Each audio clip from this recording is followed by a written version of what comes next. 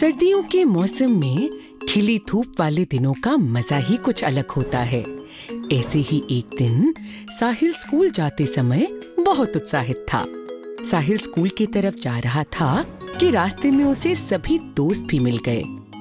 साहिल, आज तो तुम बहुत उछल कूद कर स्कूल जा रहे हो। हाँ सबीना, आज स्कूल में बहुत मजा आने वाला है। ऐसा क्या होने वाला है? साहिल, क्या तुम आज की गतिविधि के बारे में उत्साहित हो? हाँ रोशनी, क्या तुम सबको याद नहीं? रोहित भैया ने कहा था कि हम सब आज बाहर बगीचे में जाकर गतिविधि करने वाले हैं।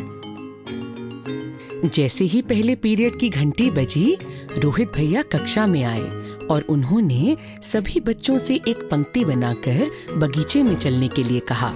रोहित भैया, आज हम क्या करने वाले हैं? सही समय पर सवाल पूछा साहिल। बच्चों, पहले यहाँ सभी एक गोले में बैठ जाते हैं। आने वाली कला प्रदर्शनी के लिए हमें विभिन्न प्रकार के कला चित्र और शिल्प बनाने हैं। इस बार का विषय प्रकृति है। प्रदर्शनी के लिए क्या हम यहाँ बागीचे में से कुछ इस्तेमाल कर सकते हैं? हाँ रोहित भैया, यहाँ पर बहुत से सूखे पत्ते हैं, कंकर भी है। हम इन सब चीजों से बहुत कुछ बना सकते हैं। तो चलो पहले यह सामान एकत्रित करते हैं। सभी मिलकर सूखे पत्ते और छोटे छोटे कंकड़ एकत्रित करने में जुट गए। रोहित भैया ने एक बड़ा सा टब लाकर बगीचे में रख दिया। सभी बच्चों ने चुने हुए सामान को टब में डालना शुरू कर दिया। रोहित भैया, इस टब में सूखे पत्ते, कंकर और मिट्टी मिश्रित हो गए हैं। हाँ, हमें कला वस्तुएं बनाने में परेशानी हो सकती है। हमें इन सभी पदार्थों को अलग अलग करना चाहिए। मुझे अमन का सुझाव अच्छा लगा। हम इन सभी पदार्थों को पृथक कर सकते हैं। भैया, पृथक क्या होता है?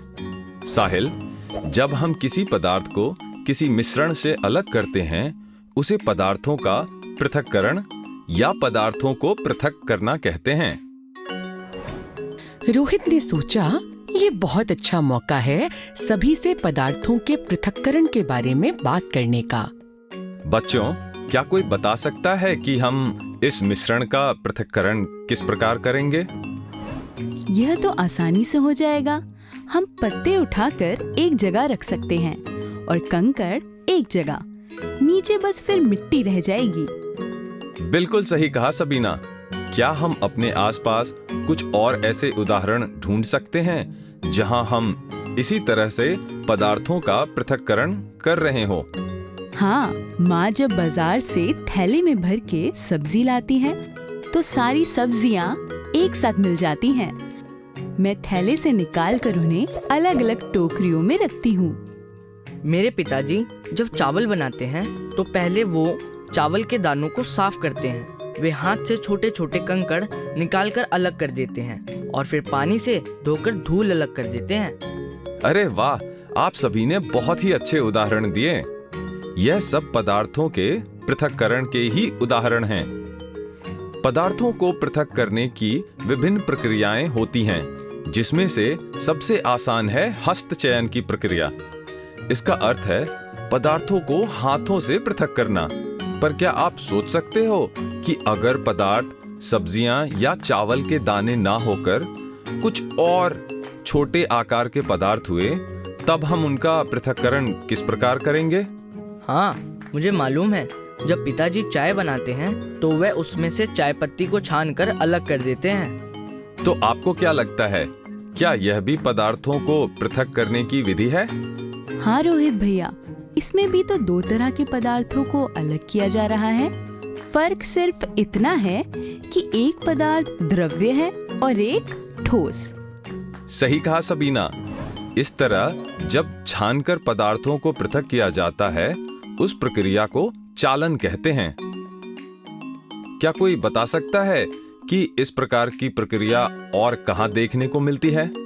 हाँ, जब हम रोटी बनाने से पहले आटे से अशुद्धियाँ छन्नी से अलग करते हैं। मैंने एक बड़ी सी चालन निर्माण स्थल पर भी देखी है। वह रेते में से कंकड़ को पृथक करने में मदद करती है। बहुत अच्छे। इसी तरह की अनेक प्रक्रियाओं द्वारा पदार्थों का पृथक्करण किया जाता है। ऐसी और क्या क्या प्रक्रियाएं हैं?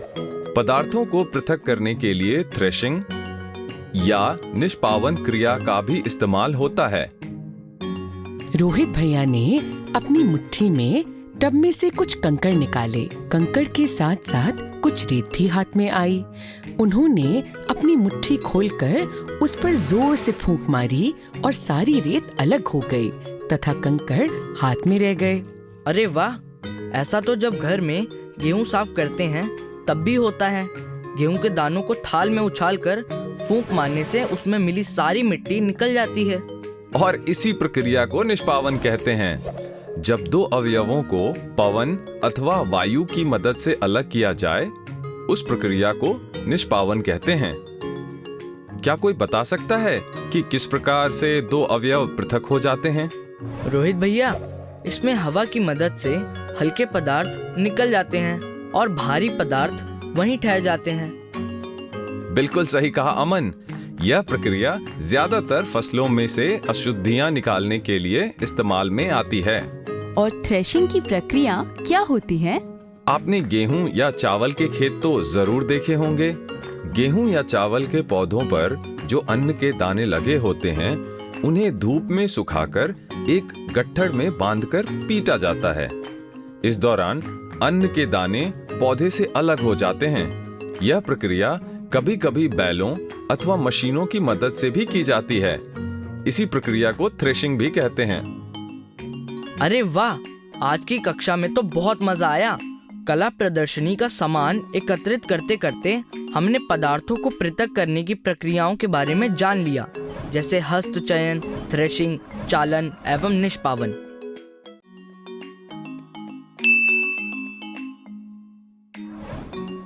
प्रकृति भ्रमण के दौरान सभी बच्चों ने पदार्थों के पृथक्करण के बारे में सीखा, पर साहिल के मन में अभी भी पदार्थों के पृथक्करण को लेकर बहुत से सवाल उठ रहे थे।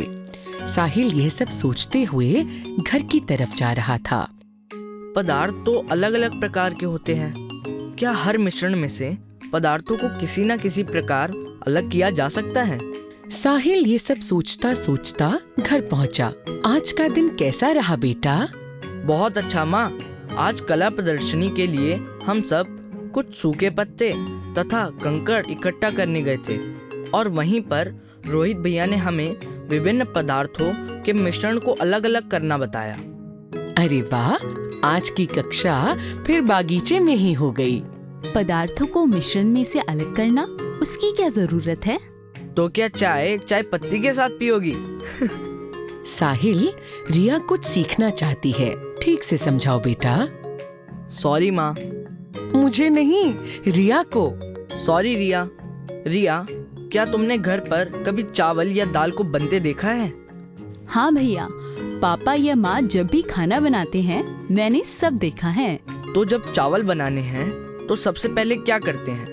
सबसे पहले चावल को एक बड़ी थाली में लेकर उनमें से कंकड़ या पत्थर या कोई और अशुद्धियों को निकाला जाता है। तो चावल और अशुद्धियाँ, यह एक मिश्रण है। क्या उनको अलग अलग करना जरूरी है? हाँ, हम चावल में मिली अशुद्धियाँ थोड़ी ही खाएंगे। तो इसीलिए मिश्रण से पदार्थों को अलग करना जरूरी है। और ऐसा जरूरी नहीं कि मिश्रण में कोई पदार्थ हानिकारक या कोई उपयोगी। कभी कभी दोनों ही पदार्थ उपयोगी हो सकते हैं। जैसे जब माँ मक्खन बनाती है तो मैं मक्खन भी खा लेती हूँ और अलग हुआ मट्ठा भी।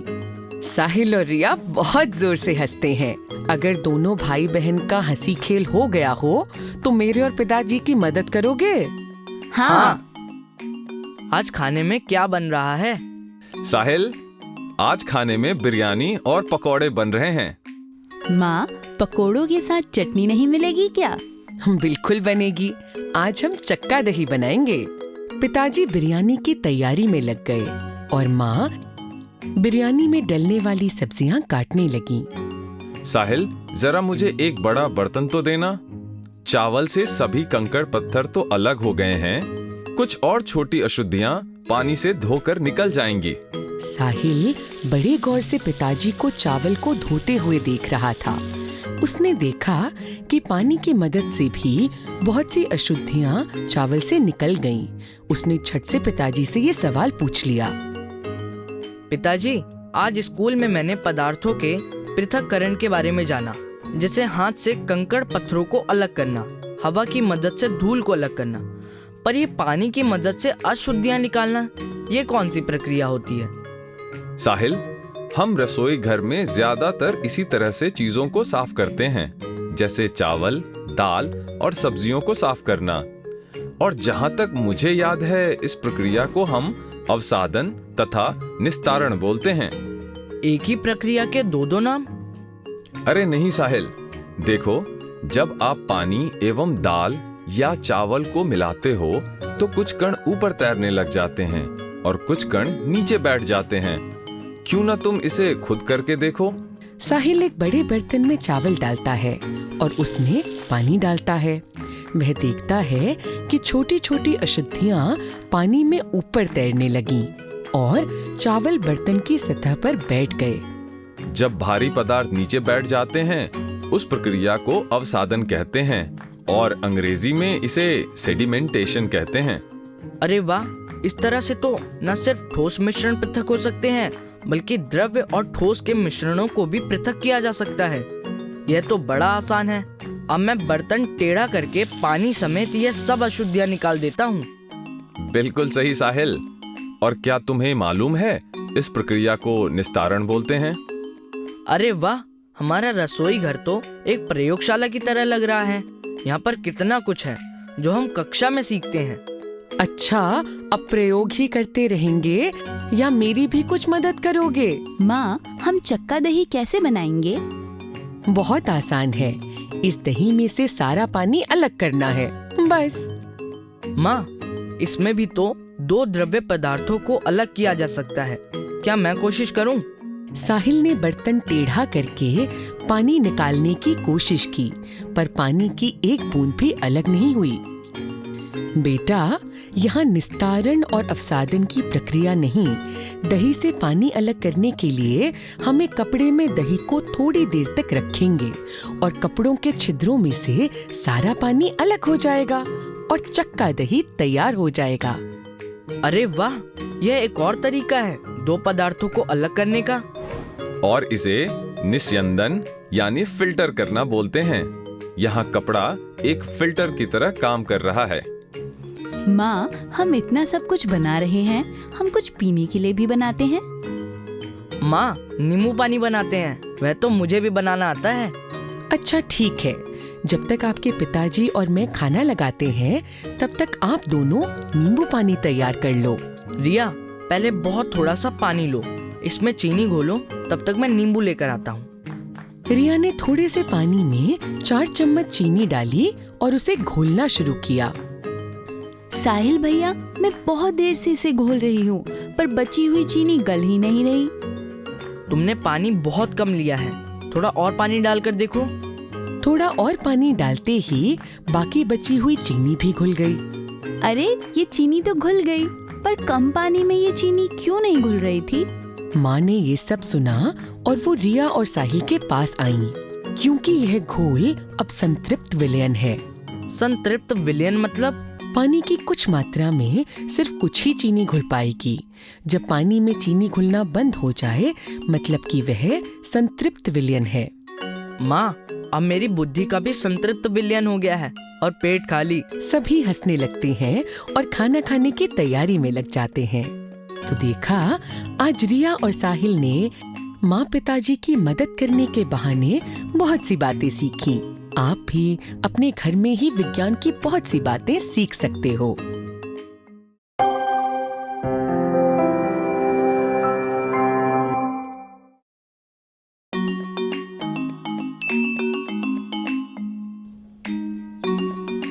श्रेया और सीमा चचेरी बहनें हैं और बहुत अच्छी सहेलियां भी हैं। आज कुछ साल बाद सीमा शहर से गांव में छुट्टियां बिताने के लिए आई है। श्रेया सीमा से कुछ साल बड़ी है, लेकिन फिर भी दोनों की अच्छी बनती है और दोनों दादाजी के साथ समय बिताना भी पसंद करती हैं। अरे सीमा, तुम तो काफी बदल गई हो। क्या मतलब दादाजी? तुम्हारा कद कितना बढ़ गया है। और तुम शहर जाने के बाद दुबली पतली भी हो गई हो। क्या वह अच्छा खाने को नहीं मिलता? नहीं दीदी, ऐसा तो कुछ नहीं है। शायद इसलिए पतली हो गई हूँ क्योंकि पिछले महीनों में मेरा कद तेजी से बढ़ा है। इस वजह से आपको मैं कुछ बदली हुई लग रही हूँ। वैसे तो अच्छा ही है, परिवर्तन ही संसार का नियम है। हाँ दादाजी, मैंने अपनी विज्ञान की पुस्तक में भी परिवर्तनों के बारे में पढ़ा है। अच्छा, जरा मुझे भी तो समझाओ कि क्या पढ़ा है तुमने। दीदी, हमारे चारों ओर कितने सारे परिवर्तन लगातार होते रहते हैं, जैसे दिन से रात होना और रात का फिर से दिन में बदल जाना। कभी धूप निकलती है, कभी छांव होती है, तो कभी बारिश। हर साल नई घास आती है, बड़ी होती है और फिर सूख जाती है। फल, सब्जियां आदि फलते हैं और फिर विगलित हो जाते हैं। दूध से दही बन जाता है, पानी वाष्पीकृत हो जाता है, कपड़े सूख जाते हैं। हर तरफ परिवर्तन होता ही रहता है। बहुत खूब बाबा, सीमा बड़ी भी हो गई है और समझदार भी। श्रेया, मुझे पता है तुम मेरी बातों में और भी जानकारी जोड़ सकती हो। बताओ ना। ये विषय बड़ा ही दिलचस्प है। मौसम का बदलना, दिन रात आदि ये सारे प्राकृतिक परिवर्तन हैं। पर इंसान भी बहुत से परिवर्तनों का कारण बनते हैं। जैसे हम गेहूं पीस के आटा बनाते हैं और फिर उस आटे से ब्रेड, रोटी, बिस्कुट और ना जाने क्या क्या बनाते हैं। ये भी तो परिवर्तन ही हुए। अच्छा सीमा, अब ये बताओ, क्या हर परिवर्तन एक ही प्रकार का होता है? नहीं दादाजी, परिवर्तनों को समझने के लिए हम उन्हें वर्गीकृत कर सकते हैं। प्राकृतिक परिवर्तन और मानव द्वारा किए गए परिवर्तन। इसके अलावा हम दो मुख्य प्रकार के परिवर्तनों पर चर्चा कर सकते हैं। कौन कौन से प्रकार सीमा? दीदी, कुछ परिवर्तन ऐसे होते हैं जिन्हें आसानी से उत्क्रमित किया जा सकता है या पलटा जा सकता है। कोई उदाहरण देकर समझाओ। दीदी, पहले एक सवाल का जवाब दो। अगर मैं पानी उबालकर उसे ढक दूं, तो क्या होगा? पहले पानी गर्म होकर भाप में बदल जाएगा, फिर भाप ढक्कन से टकराकर ठंडी होकर पानी में बदल जाएगी। इसका मतलब पानी गर्म करने पर भाप बन जाता है और भाप ठंडी होते ही वापस पानी बन जाती है। इसलिए पानी का भाप बनना एक ऐसे परिवर्तन का उदाहरण है जो उत्क्रमित हो सकता है। देखो, मैं इस चादर की तह बना सकती हूँ, फिर इसे बिछा भी सकती हूँ और फिर दोबारा तह बना सकती हूँ। तो ये भी उत्क्रमित हो सकने वाला परिवर्तन हुआ। बहुत खूब सीमा। और अगर इस चादर को हम कैंची से काट दे तो यह उत्क्रमित नहीं होगा। इसी प्रकार किसी सब्जी को अगर तल दे तो वो भी वापस पहले जैसी नहीं हो सकती। और तुम जो लंबी हो गई हो, यह भी उत्क्रमित ना हो सकने वाला परिवर्तन हुआ। पर तुम वापस मोटी हो सकती हो और फिर से पतली भी हो सकती हो, तो ये उत्क्रमित हो सकने वाला परिवर्तन हुआ। आप बिल्कुल ठीक कह रहे हैं दादाजी। कई बार हम परिवर्तन करने के लिए कई चीजों का मिश्रण भी करते हैं। जैसे हम पीला और नीला रंग मिलाकर हरा रंग बना लेते हैं, या फिर तांबे और टिन को मिलाकर कांसे जैसी मिश्र धातु बना लेते हैं। बहुत खूब, तुम दोनों को परिवर्तन की अच्छी समझ है। चलो, अब जो ये वीडियो देख रहे हैं उनके साथ मिलकर एक खेल खेलते हैं। मैं कुछ परिवर्तन के नाम बोलूंगा और आपको बताना है कि क्या ये परिवर्तन उत्क्रमित किए जा सकते हैं या नहीं। कच्चे अंडे से उबला हुआ अंडा। सही कहा, ये उत्क्रमित नहीं किए जा सकते। ऊन के धागे से बना स्वेटर, ये भी सही। हाँ, ये उत्क्रमित किया जा सकता है। अब मेरी बारी। गाय के गोबर से बायोगैस बनाना। हाँ, उत्क्रमित नहीं किया जा सकता है। मजा आ गया। मिलकर पढ़ने से सीखना कितना आसान हो जाता है। जैसा कि तुम्हें पता है कि परिवर्तन ही संसार का नियम है और इस परिवर्तन की चाहत से न जाने कितने नए आविष्कार हुए और वैज्ञानिक खोज हुई, जिनसे हमारी जीवन शैली में बहुत परिवर्तन आ गया है। पर इन सब के साथ साथ हमें पर्यावरण पर भी इन बदलावों का प्रभाव पता होना चाहिए। जैसे अब पानी को ही ले लो। इंसान की जरूरत से ज्यादा पानी के लालच की वजह से पर्यावरण खतरे में आ गया है। वनों की कटाई और जलवायु में परिवर्तन आदि की वजह से जीवन संकट में पड़ रहा है।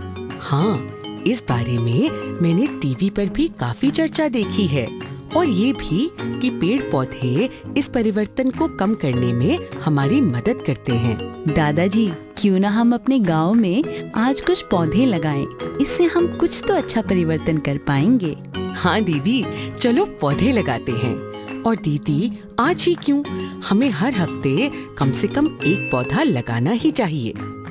बिल्कुल ठीक, चलो चलते हैं। लेकिन ध्यान रहे, हमें उन पौधों का ख्याल भी रखना है।